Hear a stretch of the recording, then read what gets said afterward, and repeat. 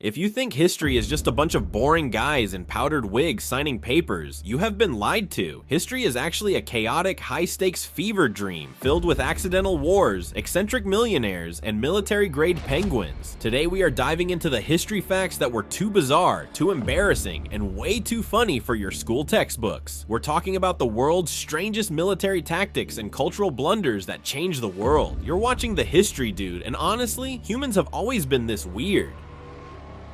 Let's start with some elite-level pettiness. In the early 1800s, legendary poet Lord Byron went to Cambridge. He wanted to bring his dog, but the school had a strict no dogs allowed policy. Most people would just leave the dog at home, right? Not Byron. He found a loophole. The rules never said anything about bears, so he literally brought a tame bear to his dorm, kept it on a chain, and claimed it was his right to have it there. He even tried to apply for a fellowship for the bear. That is the kind of energy we're dealing with today.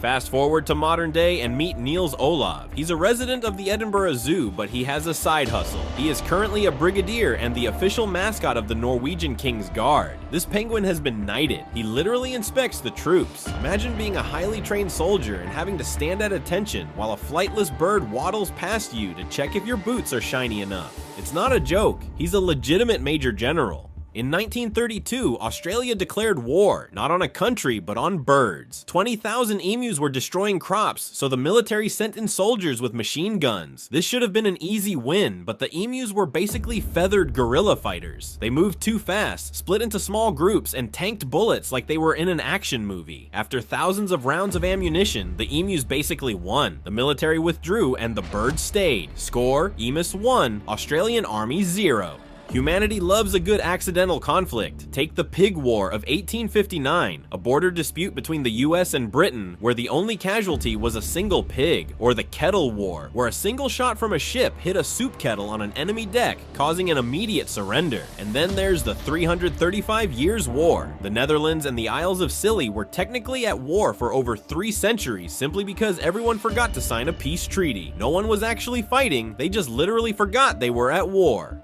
Warning, this one is gross. In 1184, King Henry VI called a meeting of nobles at a church in Erfurt. There were so many high-ranking officials in the room that the wooden floor couldn't take the weight. It collapsed, and dozens of nobles fell straight through the floor and into the monastery's massive cesspool beneath. Many of them actually drowned in the waste. Imagine being a powerful knight, and your final chapter is the latrine disaster. History is ruthless. In 1859, a man named Joshua Norton decided he was tired of being a regular citizen. He walked into a newspaper office and declared himself Norton I, Emperor of the United States. Now, usually, that gets you a one-way ticket to a padded room, but San Francisco, they loved it. They let him print his own money, which shops actually accepted. He issued decrees, and when he died, 30,000 people attended his funeral. He wasn't crazy, he just had a really committed fan club.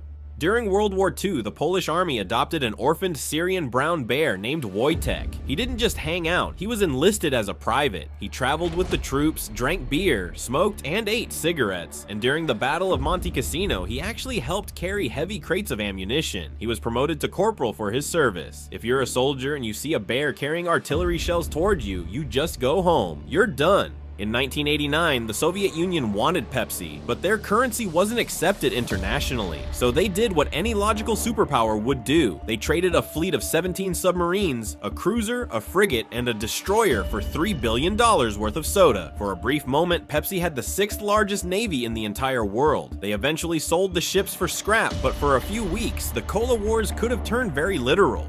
A woman named Mary Toft convinced some of the top surgeons in England that she was giving birth to rabbits. This wasn't just a rumor, doctors actually witnessed it, or so they thought. The king's personal physician even got involved. It turned out she was manually inserting them to fake the miracle for fame. It was one of the most bizarre medical hoaxes in history, and it's a reminder that even the smartest people in the room can be fooled by a rabbit.